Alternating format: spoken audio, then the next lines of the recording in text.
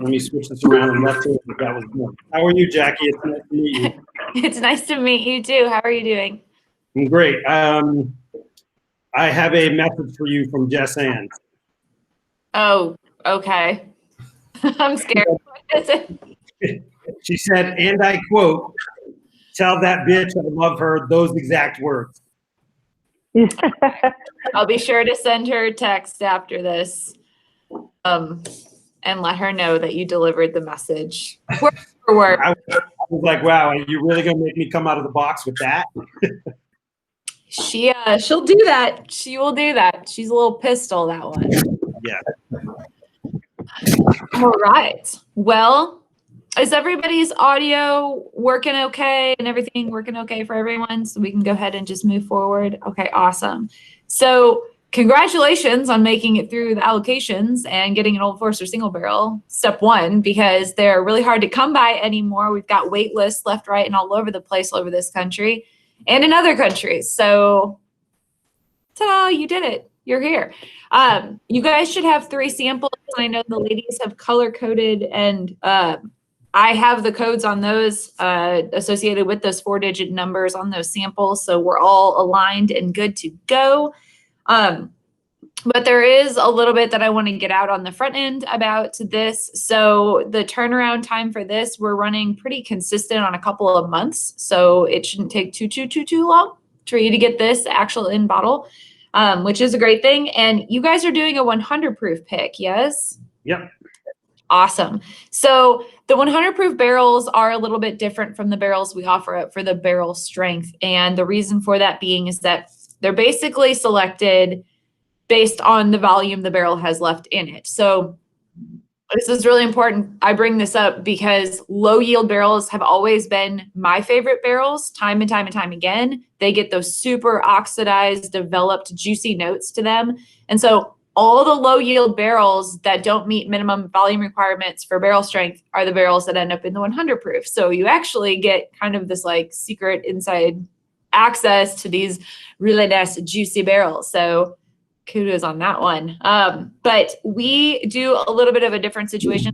I don't know how much information you guys want on the front end about these barrels. If you want to go as blind as possible and then just focus on what tastes good, and we'll talk about it later. It's kind of up to you. I have all the info on them. It's just, you just let me know. I don't want to just start throwing stuff out there if you don't want to know it.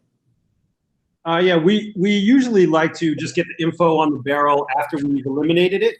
Perfect. So that we know a little bit about sort of like the rick houses and locations, and we've had some other folks picks and everything. So we try to just go as blind as possible, so we're not in. Okay, that works for me. All right, so then I will stop talking and stop giving away all of this stuff, and we can just get right into it. So if you guys have your samples, you've got a green, gold, and a red sample, correct? Yep. Yes. Okay. I have to warn on the forefront, I always do. Gwen's heard me say this so many times. When we start tasting through and sniffing through these things, I'm usually pretty silent. I'm not one who likes to plant manipulative seeds of notes. I don't think that people do it on purpose, but it's just one of those things, right? When you hear someone say honeysuckle, you're like, oh, honeysuckle, and you find honeysuckle magically. So it's gonna be kind of awkwardly quiet, but we can small talk about other things non-barrel related while we do it, if that's cool with you. I just hate that when I'm trying to like get into some liquid and somebody's like, I get roses and tennis balls and coffee notes and blah, blah, blah. And you're like, stop talking, please. So if that's cool with you, that's usually how I roll. Otherwise, let's just do the thing. Yeah, tennis balls are stuck in my head already. Good. I know. See, like it's already happened. I'm sorry. No, all good. It's all good. All right. And where is my water? Let's see. So your samples have already been proofed down to 100, but they have not been filtered. That is going to be the only difference between the liquid you're tasting today and what you actually get in the barrel. And just as a reminder, we do not chill filter Old Forester. It is only a carbon treatment on there, and it's a minimum one at best. So it's pretty close, but it's different than if you're doing, say, a barrel strength selection, and the liquid you get in the bottle at the end of the day is actually the exact liquid you had in your sample bottle. So it's just going to go through a very brief little carbon treat. Okay. Just to keep it pretty. Hey, Jackie, just to make sure we're all on the same page. Is my audio okay? Yep. Okay. I have sample A as red, sample B as gold, and sample C as green on our sheet. Okay. Cool? C is green. Got it. All righty. All right. Hi, Glenn. So you do quite a few of these barrel selections, right? Yeah. Sorry, that didn't mean to cut you off.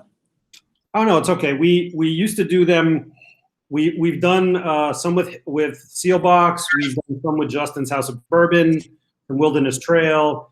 We've done a ton with Sean Kim at 50 and Wine. We've done Four Roses, Whistle Pig, Wathens, Medley Brothers, Russell's. So we've done a bunch. We just recently acquired our own liquor license and started working on our own stuff. That's awesome. Do you find that you usually gravitate towards similar flavor profiles, or is it kind of a wild, wild mix? Just depends on what you've got in front of you. I don't know, Pierre, what do you think? I think it's definitely a mix. You know, like you're finding so many different things, and that's probably one of the things I love most about single barrels is you'll get something that doesn't taste like anything else that you may have had from that distillery. Even though you may drink lots of stuff from that distillery, you can get some real, different notes, I would say. Definitely. I mean, there's some retailers out there who just want, I don't know. It's interesting because some of them always pick the exact same flavor profiles, always, so that people come to know that their single barrel picks are always going to be spice bombs, for example, or something of that sort.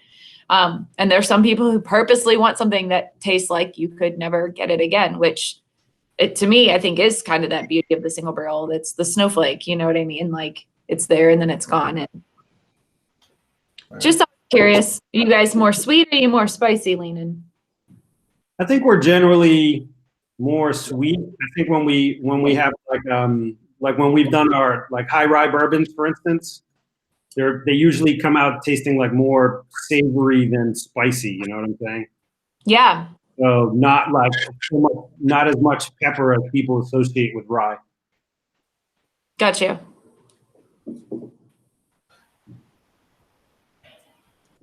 Oh, okay. Why did they go back to that camera? I'm like looking like I'm right in front of the camera, Tim. I don't know why you can't see me, but all right, it's okay. We can see your hat. I've got 3 screens here, and I'm trying to get it to the right one now. I'm sorry, I didn't realize it switched back over. All good. If I can just figure out how to change it back to that one. So I was telling Jessica the other day how people were posting how they're lining up outside of the distillery for all your allocated releases, and it looks like people are going to buy used over there. It's I keep hearing them outside. I'm in my office and my office is right next to Main Street. And so like everybody lines up right below it. So I hear their conversations. I try to not pay attention to what they're saying, but I can definitely hear that there's people out there. So if it's noisy, I apologize. But yeah, they I just love how classy they are, that you have people lined up in the street and they have like glassware instead of like solo cups and yeah. It's been an interesting evolution, we'll put it that way. I mean, the whole lineup in Louisville concept where people just flood parking lots. Obviously, COVID's made it a little bit different, right? They line up a little bit more spread out now, but Louisville actually started really, really, really implementing the you cannot sleep outside rule. So we used to have different local coffee purveyors come and provide coffee for everybody to make sure they didn't fall asleep. Because you can stay the night outside, on the sidewalk. That's fine. You just can't close your eyes. So we usually give people coffee. We don't do that now with everything going on. But hey, it's a good problem to have, right? Yeah. Complaints.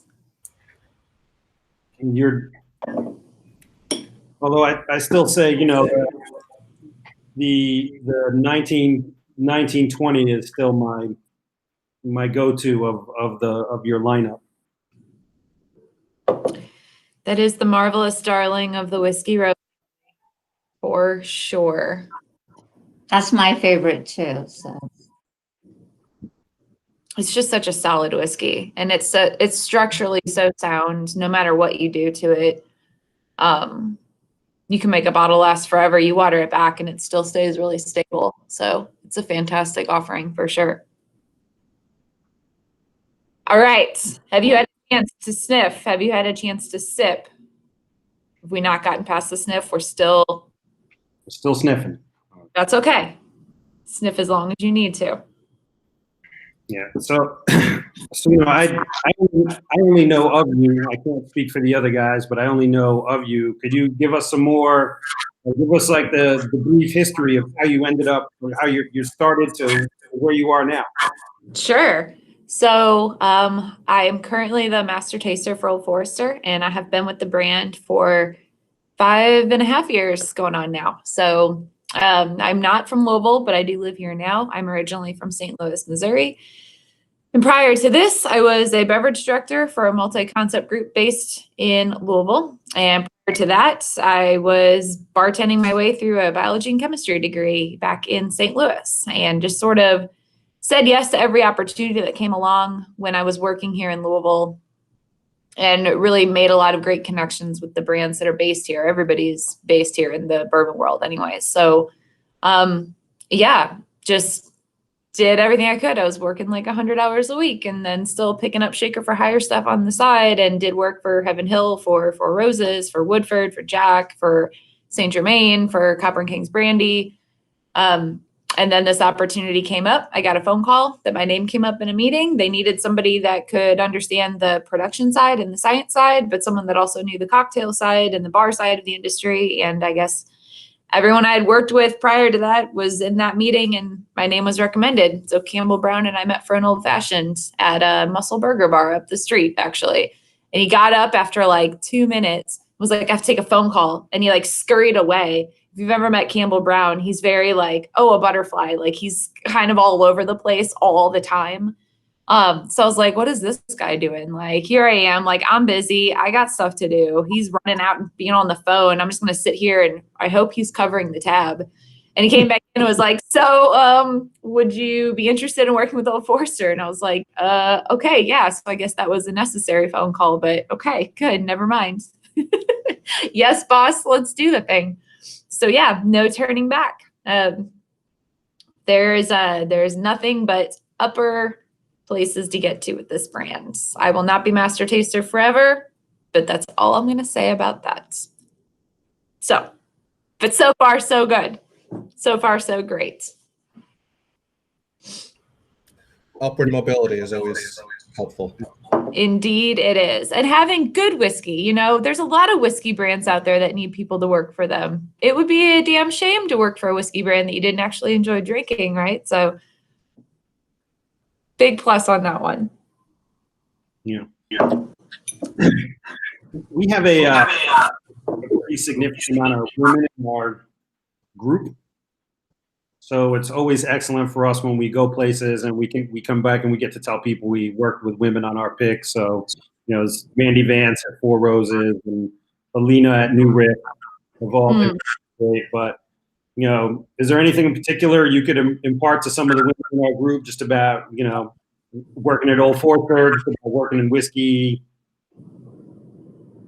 Sure. I mean, Brown-Forman does a damn good job of never really reminding you that you are a woman working in the whiskey world. Everybody's just a family member in this company. So I don't really, when I get out and about, and obviously travel is shut down right now with everything going on, but I noticed it more when I'm out and about, that there are definitely going to be times where people second guess you or just blatantly ignore you or speak over you or do other things that are completely inappropriate. And you just kind of brush it off. I have a very, very, very thick skin coming from the bar industry. And I think that has been my biggest asset in just being able to keep eye on the prize through everything. So, but the thing I do notice though, when we do tastings or when we used to have big groups of people, is that it would always be, unless it was like a women in whiskey event, it would always be predominantly male.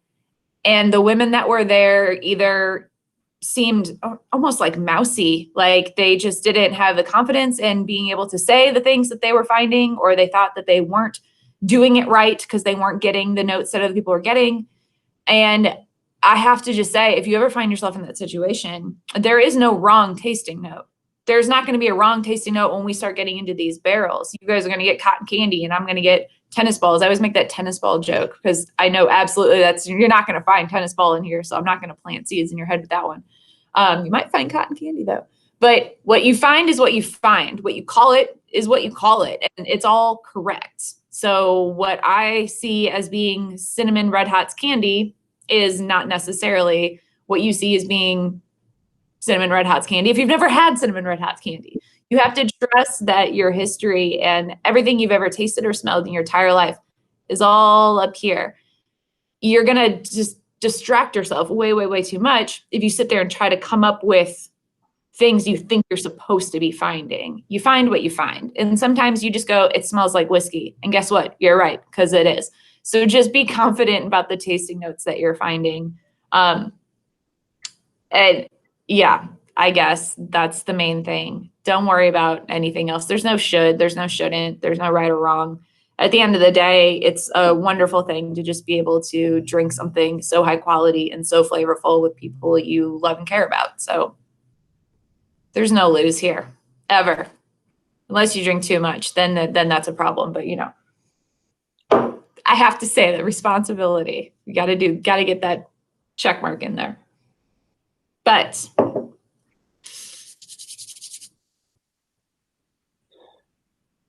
are you finding all of the things? I can see the wheels turning in your mind. I can see them. Are we that transparent?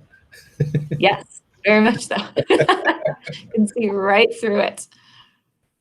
Yeah, these are definitely, I'm getting very different flavors on each of these. You know, it's funny, usually, you know, when we do it, there's always like a few that are very similar and then one stand out, but these are all kind of standing out on their own. Yes. Oh, I'm not supposed to give away any info, but I'll hold my tongue on it. I will. But no, you're exactly right. We try our best when we send out sample sets, unless somebody says ahead of time, like, I only want a whiskey that's going to smell like a Granny Smith apple. Then you're like, okay, we'll try to comb through and give them what they want. Other than that, we try to make sure it's a really diverse lot because I don't know what you like. You know what I mean? We want to make sure you've got a good spread to see all the differences that you can possibly find there. Suddenly smell Granny Smith apples. See, that's why I don't do it. That's exactly why I don't do it. No. It's Granny Smith tennis Now I balls. smell Granny Smith apples. Oh my gosh. There's like hand sanitizer stations at every single turn in this place. And the brand or whatever that they have out there today smells like a drugstore. Like it's like cheap perfume. It's like, I don't know. I've washed my hands like 16 times and I can't get it off of my hands. Like I smell like a Walgreens and I can't get over it. So if I'm like, this is really floral with every single one of these, maybe it's my hands. I'm just saying, but I'm throwing it out there. One of them I know is kind of floral because I already had written that down before I put that stuff on my hands. So one of them, but damn it. I know the bottling line's like, why do you keep running to the bathroom? I'm like, you guys don't understand. They're like, you use the hand sanitizer. I was like, yeah. They're like, you don't touch that one. You use the other one. You don't use that one. We don't use that one. It smells like cheap perfume. I'm like, I know. It's like springtime fresh air freshener. So Jackie, I heard that you're a huge Wu-Tang fan. I appreciate Wu-Tang. I'm so upset. They were here. They played at Paris Town is this new venue we have in Louisville that we haven't really gotten to use because COVID happened. And we're the primary sponsor for Paris Town. And so of course we get like the whole VIP level for Team Old Forester for whatever shows we want. And a bunch of people came in from Portland and we were supposed to take them. And I was sick as a dog. And I got all the way up to the last bar before the concert and was like, you guys, I can't. This is not good. This is going to hurt. I got to go. And I missed the show. I did. Brutal. But we'll have another chance one day, maybe. I don't know. Hopefully. Yeah, we'll bounce back. One of these days. I think that's one of the things I miss the most about life during COVID, as opposed to life pre-COVID, is live music. Yeah. Me too.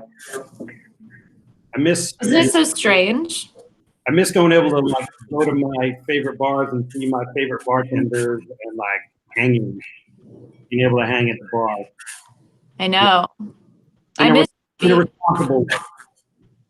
Yes. Just the energy of being in a place that has multiple people and they're not all just like peeking out at you from over their masks. It's interesting.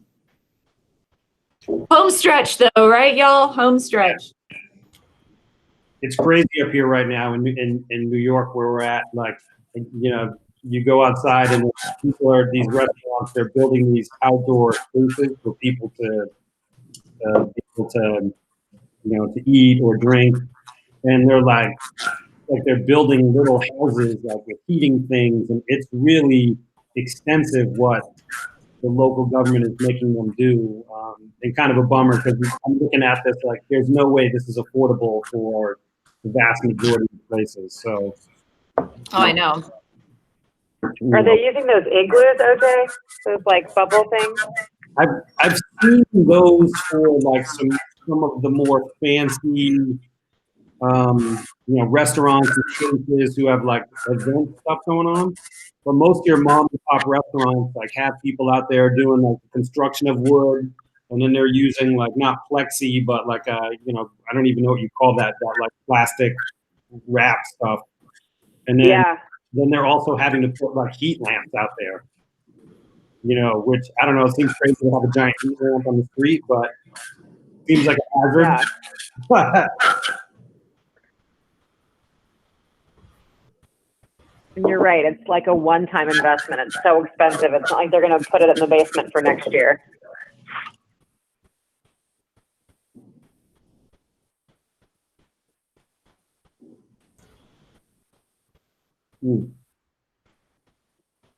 So many deep thoughts going on right now. Yeah, we're so nerdy. It's like, you know. That's okay. I can't wait to hear what the compilation has been after this much thought. This whiskey. I'm jumping at the bit. Well, okay, let's say this. Is there one that you found that you're kind of leaning towards, or one that you're leaning away from? Or you are? Okay, great. Or is it across the board, you're kind of like, I'm getting there. I just I do mine without water and then a touch of water and try it again. Okay. And I think these are definitely like there's a nice change with the water for me. I'm running out of samples. Did I not send you guys enough? I'm gonna have to ration it out if I'm gonna make it to a second round. Why we pay you the big bucks? Wait, I get paid? So Jackie, have you ever seen Tim's Whiskey Wednesday bracket competition? I don't think so. Oh, you have to explain this. This is like the coolest thing on Instagram. Tim, you have to explain Yeah, please. You're on mute. Or I can't hear you. Settings. Bottom right, more options. Settings.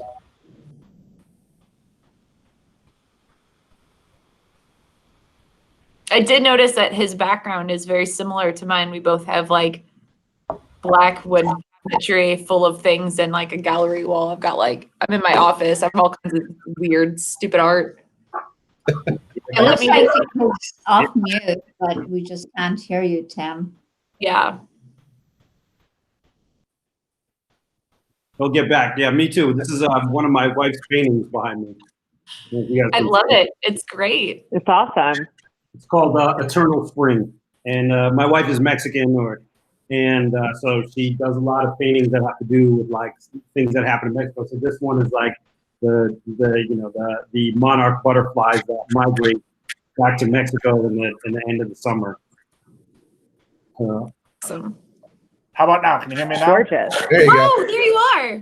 Woohoo! Yes, you win. Excellent. Well, yeah. So the bracket started back in March because when there was no March Madness, I'm a big basketball fan.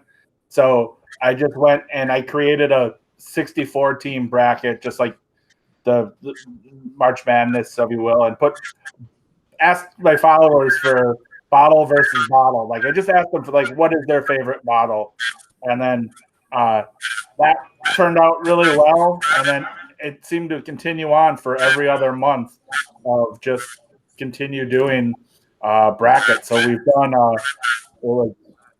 Is my audio weird? A little weird. No, sorry. Hang on. Maybe it's the microphone. There, that might be better. It started with March Madness. Then we did May Madness, Jumbo June, which was double the amount of brackets. Always available August, so it was bottles under $55. And then way over October, which was the most expensive bottles. And now we're doing the Winter Wonderland, what Santa is going to bring you for Christmas bottles. And I think you guys are in there a few times. So I might be tagging the crap out of you guys. You're probably really being like, who the hell is this guy? Why does he keep tagging me in all these posts? But What's your Instagram handle, Tim? WhiskeyWednesdays.com, or yeah, just whiskey.wednesdays. Yeah. It really is a lot of fun, because you kind of get into it and don't realize how much you're getting into it, and you have these bottles going up against each other, and in some instances people don't even know definitely what the bottle is, but it just looks so cool, so it gets a lot of votes, and you're just voting. There's 2 bottles on the story, choose one, but it's super interesting. I get a lot of people very mad that I'm cheating or that their favorite bottle is ranked number 16 when it should be number 1, and it is. Yeah, it's just all. It's gotten very serious lately, and now too, like I've come to find out a lot of my followers even do like side bets. So like there's other like side trash talking going. Yeah, Pierre's got a few of them going on, and. So, yeah, it's you really get to see just how passionate people are about their favorite brands and bottles that they love that they want to see win. And then there's all the influencing that they try to do, and they send stories out to their friends and say, hey, go vote for this bottle in Whiskey Wednesdays bracket, because they want to see it win, but they also want their bracket to do well to win a prize. Yeah. All right, you guys ready for rank? What's that? You ready to rank, Pierre? You want to go first? Yeah, I'm ready. All right, let's do it. Do we just want to go over like by 1, 2, 3, or? Sure. And if you got any feedback, send it in there. Yeah, I mean, right now I'm probably leaning CBA. So green, gold, red. interesting. What are your thoughts, Tim? I'm going B, A, and C. Okay. All right. And Pierre, pretty funny because it's been a minute since we were in complete agreement, but I'm also CBA. Okay. So I will say which first, it gave me that I had that astringency thing that always happens with me, and that weirds me out. But when I added water, it actually bounced back, and I thought made it a lot closer. But I found C and B to be, I would say, just a cut above for me. Yeah, and I think for me, I definitely get more of that. I don't know if that was the floral notes in A. My initial smell, which came out of left field, and I don't know why this hit me that way, and why I got the scent that I did. Maybe I was thinking about tennis balls, but I got like a vinyl pool liner, an initial kind of like that, that fresh vinyl smell from that off the nose, and it dissipated into and that's not a negative takeaway. That was the memory that kind of came to me for whatever reason. For which one? Which one was that, Pierre? For A. Okay. Yeah, and I guess to that respect, it's that those type of floral notes I think are kind of up your alley, Tim, with the amount of Irish whiskey that you drink. Yep. So I think from an Irish whiskey perspective, I'd say A is probably kind of in line with all those notes. Yeah, I had marked that one as semi sweet, which to me was like in a very broad stroke, the least bourbon profile of the three. Yeah. Like it didn't have that smooth barley. It didn't have that corn peanutty. It just was definitely. And the other two I thought had some more things going on working with them. So I would say let's eliminate. We can eliminate A. Is that cool with you, Tim? Yeah. Yeah. Okay. So what's up? Give us the lowdown on A. Red. On A. So A was born on August 31st, 2016. So it's 4.25 years old at this point. I'm right there with you on it. That was the one that stood out to me. Has a lot of volatility to it. That's where you get those floral notes. That's where you get some of those the really bright stuff going on. It was kind of a spice bomb initially. A little bit it needs to settle. I want to let that one sit a while, to be totally honest with you. It came from the 4th floor of the B warehouse. So down in Shively, we have 7 heat cycled warehouses: B, G, H, I, J, K, and L. It doesn't make sense. It's not supposed to. Those are the letters associated with them. So with heat cycled whiskey, you get a little bit of a different effect where you're not getting top floor to bottom floor variants. You're getting outside to inside variants. The B house is a cluster. That's the nicest way that I can put it. The way that the ricks line up, they're all kind of jigsawed in there. They're not as straight lined as the other ones. So when I number these barrels, I was numbered from outside in. This barrel sat 3 from the outside, but it's not the technical outside of the building. It's like outside from the weird jaggedy center aisle of B. It's hard to explain. Anyways, the B house is just kind of all over the damn place, which makes it fun to taste barrels from B house. And sometimes you find some really, really interesting ones. But as far as sort of coming up with this very stable Old Forester flavor profile, B house is kind of where we kind of pick and choose here and there to help elevate blends and make them more dimensional. Not so much we're taking a whole swoop out of this one and making it an expression. So there's some fruit notes there, but there's some of that really, really ethereal fruit note, not so much like your dried cherries and your figgy notes, more so your canned pears and things of that sort, something that's a little bit more, you hit the nail on the head. It's a little bit more Irish, to be honest with you. It's a different kind of style. So it's interesting, but that's where it is. 4th floor of the B house, August 31st, 2016.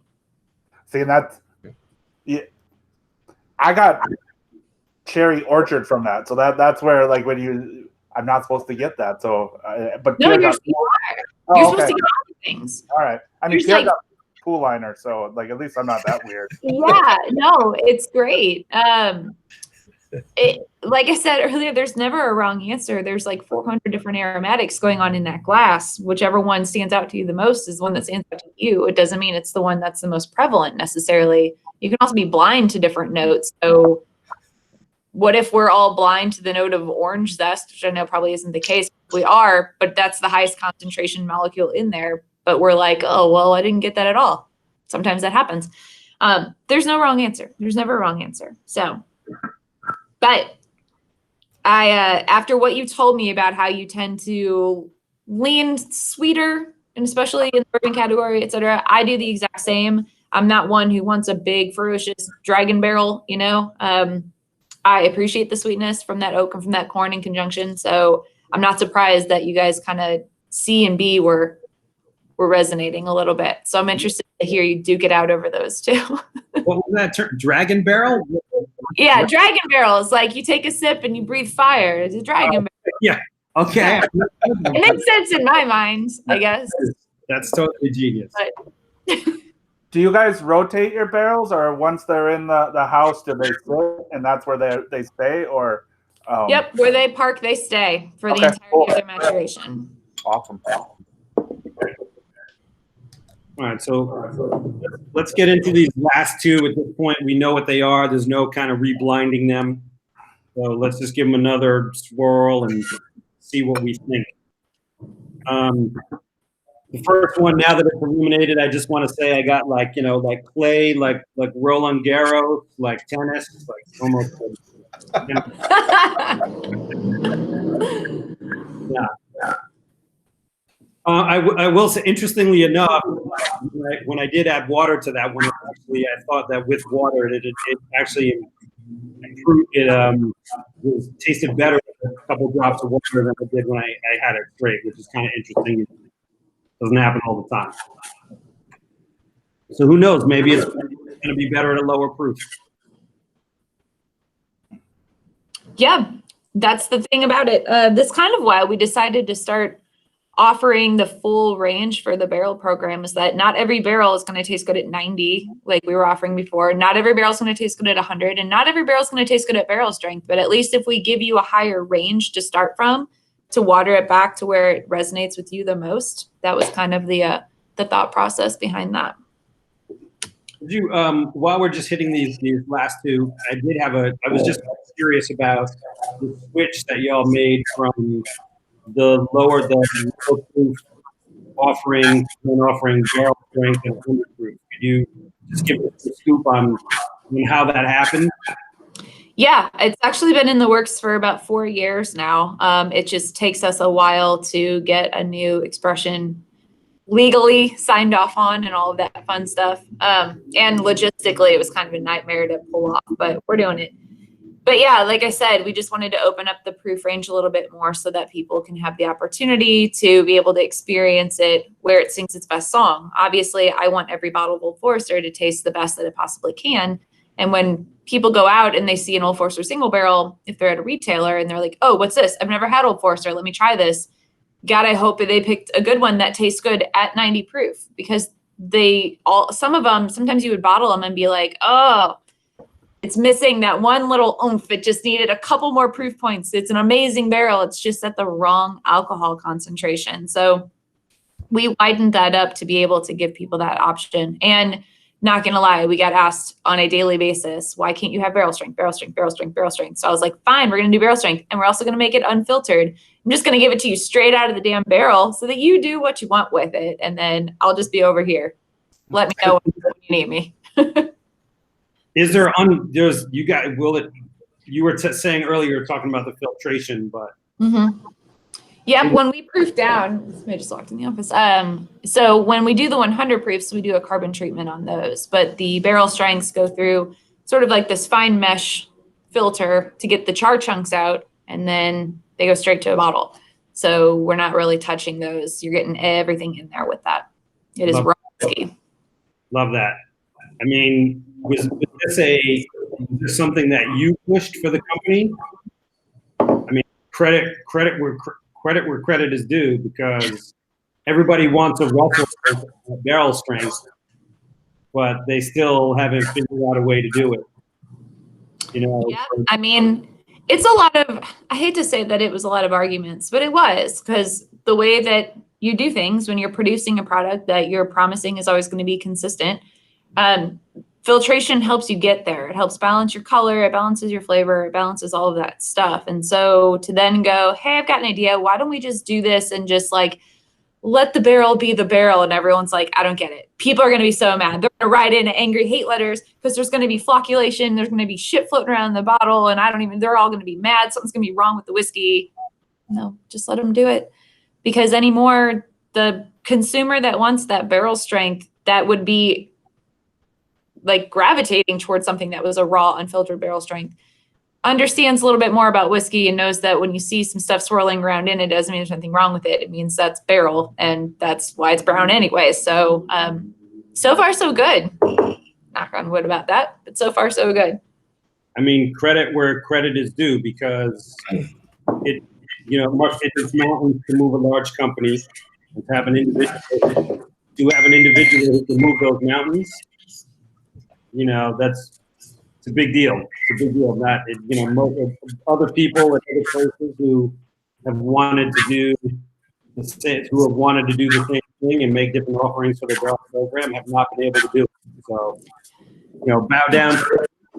Oh, no. It just takes persistence is all. You don't have to be loud. You don't have to be tall. You just got to keep pestering the shit out of them.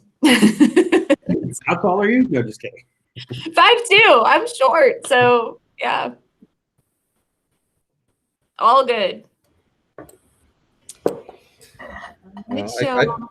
I can tell you from my experience, OJ's really good at pestering people. Yeah.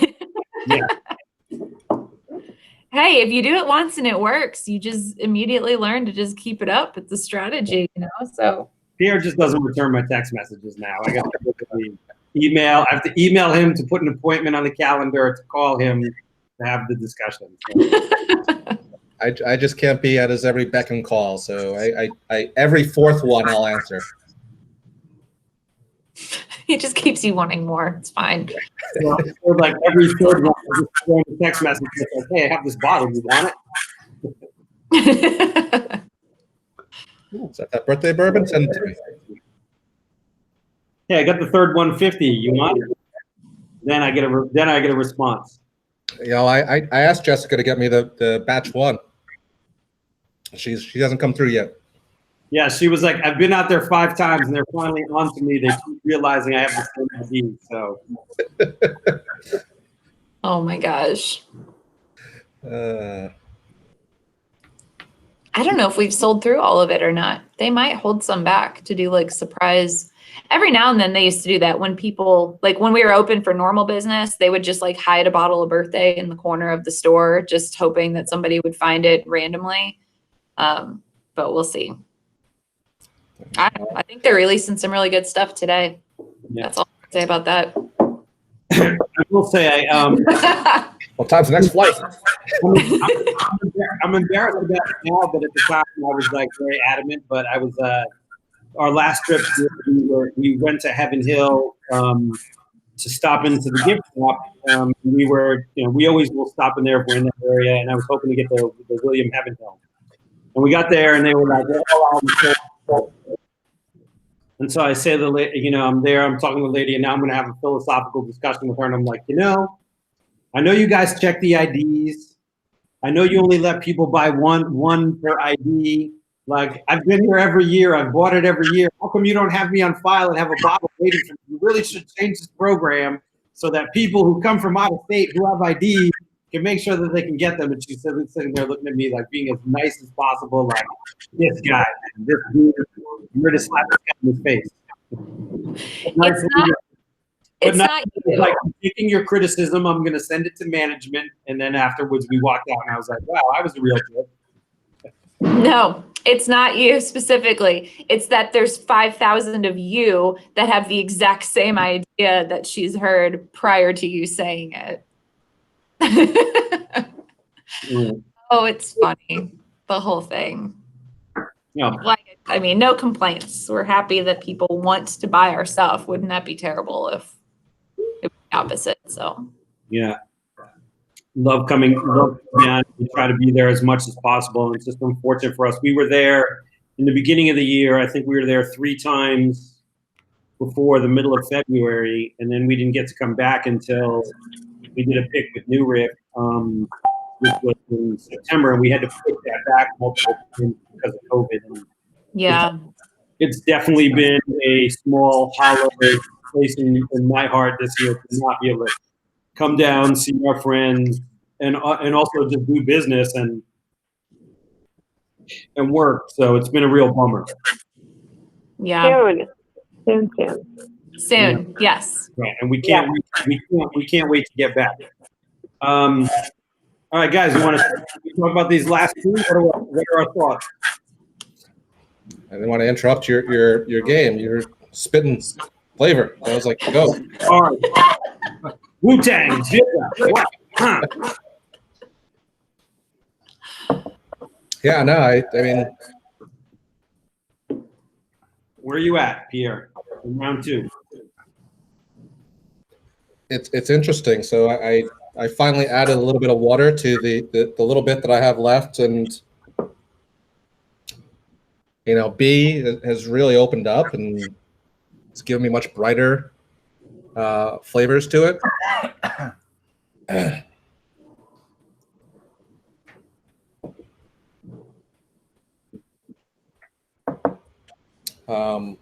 Yeah, I feel like B definitely gives a little bit more of the Old Forester flavor profile, some spicy notes, the caramel sweetness.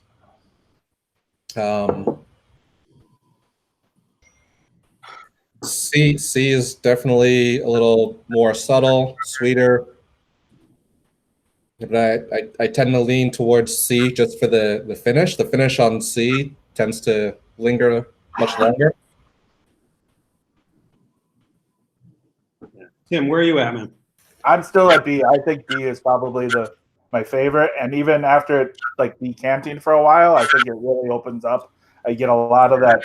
Are we allowed to talk flavors yet, or no? Yeah. Yes.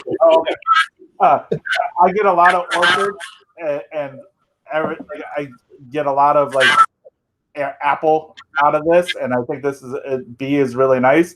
C for me, I'm the opposite of Pierre. I think C is a little bit more stronger, and I get a little bit more cut grass out of it than everything else. So, to me, like C is like a Kentucky Saturday morning kind of thing. Like you just finished mowing grass, and like you can still like the sun's down, like you smell that, you get that little bit of the must, a little bit of the wetness on the grass. But like, for me, I think an orchard apple, it's smooth. It really, after it decanted a little bit and just was open for a little bit, it just kept getting more and more robust, and those flavors just kept getting sweeter and nicer. I thought they were really, really nice. So that was me. Yeah. I had, I mean, first of all, both of these are really good, and if I could buy them, if we could get them both, I totally would. Jessica. She's like, hell no. Oh, bye. See you later. Sorry, I have another. You can have 2 barrels, OJ. I'm fine with 2 barrels. No, I'm kidding. We don't have them. I gotta ask. Closed mouths don't get fed. I thought that so B really nice and smooth. I got a little bit of that brown sugar. I could definitely get, I got a little bit of spice too. The finish was short to medium, but really an excellent 100 proof offering. I think C to me, I got like a burnt sugar on that, almost that creme brulee is doing too much in terms of a description, but it was like more like the smell of when you're baking with sugar in it, and it just before it, like when it gets like I don't know, caramelized. A little bit of candy on there too, like some kind of a candy. The nose to me on C was, and this is my sensitive space, the nose to me was really inviting and enjoyable. And I just thought overall he had fantastic flavor and was most well-rounded of the bunch. So I think I'm 1C and then 2B. And I also found like C to me, like it also developed like a softness and a sweetness to it that I think the other ones didn't have. Like it had felt less pronounced to me than the other two in terms of the spiciness. And that was like, it had that sweetness to me that really hit for the old school bourbon. So I think I'm a number, I put my vote for C, number 1, and then 2 for B. Okay.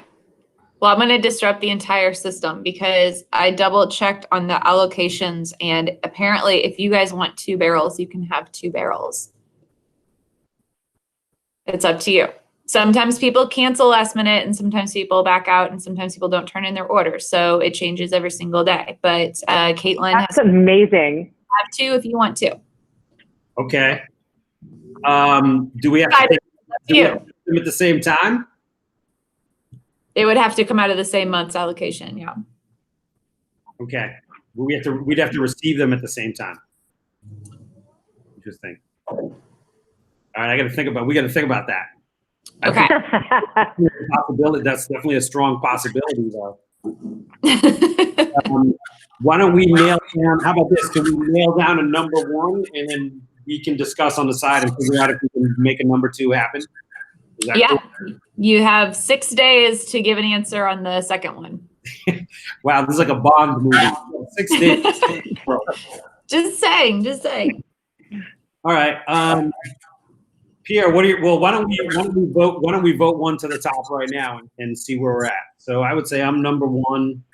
I'm C number 1, B number 2. Pierre, where do you feel like you're at? Come back to me. Okay.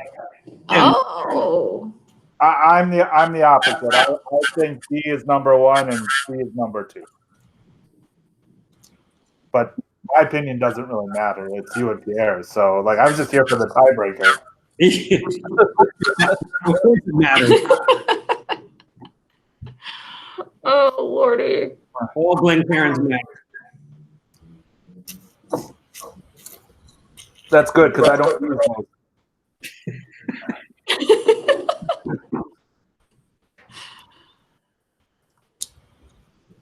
Man, It's up to you, Pierre. Pressure. He's so stressed out. Look at this. He's pretending like he doesn't love this. He already has his mind made up. He's just this is for the suspense. no, after adding some water, it like B really opened up for me, and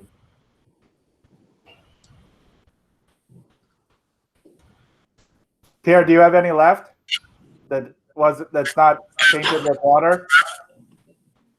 Oh. I have nothing left. This is all on memory now.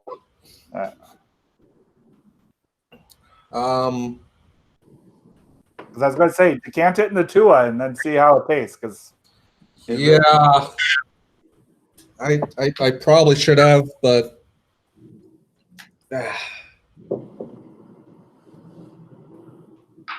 You got this, Pierre. Hold up. I got to get a plug for my computer, but hold up.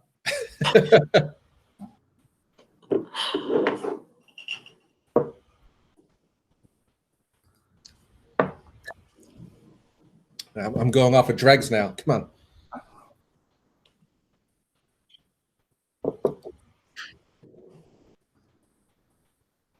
Okay, I'm back for the big reveal. The reveal is 2 barrels, I think. No, I'm kidding. Yeah, I don't know. If we were gonna go more kind of in line with Old Forester profile, I would say B, but I think for my initial taste is still C. But I think they're both delicious. They're both delicious. Right. So I had an account that sold a barrel out in 4 days. And 2 other accounts, they didn't even make it to the shelf. You've been offered 2. I'm sitting here dumbfounded.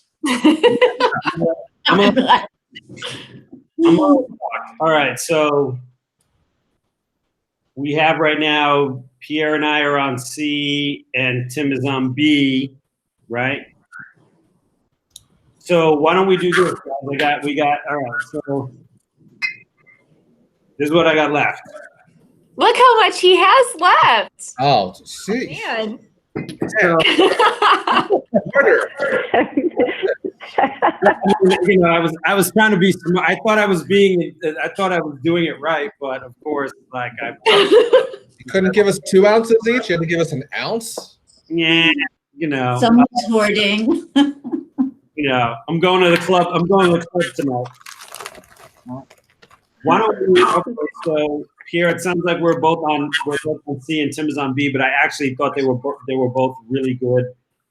I found C to be more well-rounded. So let's go with C for number 1. But why don't we link up tonight or tomorrow, and I have a little bit more, and we can go through the samples. I don't want to wait. I will drive over right now. Let's. Okay, I'm here. You know where to find me. Yeah, no, I'm serious though. Let's. I don't want to let that slide away. So. Well, Yeah. you have until the 15th to give that answer. So You don't know what it's like tracking down OJ. Jackie, did you capture the C barrel number? yes, I have them both down. C Yeah. and B. Yeah, give us the intel on the 2 barrels. I'm just taking notes. Okay, so these are both from the same lot, same warehouse, same day of production, same everything. But so both of these barrels sat on the 2nd floor of the I warehouse. The 28th rick on the ground. So the 28th rick is on the western facing side of that warehouse. I remember this lot. The ground level ones are always the hardest to pull. And every time I do it, I think I need to bring a skateboard with me so I can just like scoot along because you're just like crouched in there. They were both born on July 14th, 2016. So they are 4.5 years old now. The thing about this though is that, okay, so the way those warehouses are structured, there's a center aisle, and then to the right or left of it is a 31 barrel rick. And then there's the outside wall. And so these ricks, you can kind of split them up into thirds and you get sort of a different flavor result depending on the dilution of them based on that. It's not necessarily that they're always spicy on the outside, they're sweet on the inside. They're just usually a little bit more volatile on the outside. So barrel C, the green sample, barrel 5272, was an outside barrel. So it's a sun-kissed barrel. So it's set right on the exact edge of the rick. So only if you do the math, 3% of our barrels are sun-kissed barrels. So it's very rare to find one. And to find one that actually holds balance and structure is even more so. So to me, when I saw that, I was like, well, I don't even need to taste it. I would just want that barrel like just for that because I'm a dork like that. But the other one, so B, sat 19 in from the center. So that's a center cut barrel. And they usually are a little bit more stable. So these guys are kind of like flipped. So it's interesting to see that. But yeah. All right. Awesome. You're good. Yeah. Wow, this is amazing. OJ, will you tell me again real quickly just so I can write this down? C was green and B was what color? C was green and B was gold. Okay. You know, red, gold, and green. You know, where it's a Bob Marley theme today. Black, Wakanda Forever. You pick the reference, but all right, awesome. So I would say 100% for C, and let us reconvene and talk about B. Okay. And see if we can accommodate. I think it was also really excellent. Like, they were both really excellent. So Putting my shoes on now. I'm getting in the whip. I'll be right there. wait, let me put some pants on, but I'll be here. They're so funny. All right. All right, guys. Thank you. Thank you, Jackie. This is really fun, and this is really the first time we've had to do a barrel pick like this. But we appreciate everything that you offered, and in particular, everything you explained to us about your career and how you got to where you are. Well, thank you. Thanks for getting together to do this. Congratulations on your sun-kissed barrel. That's pretty awesome.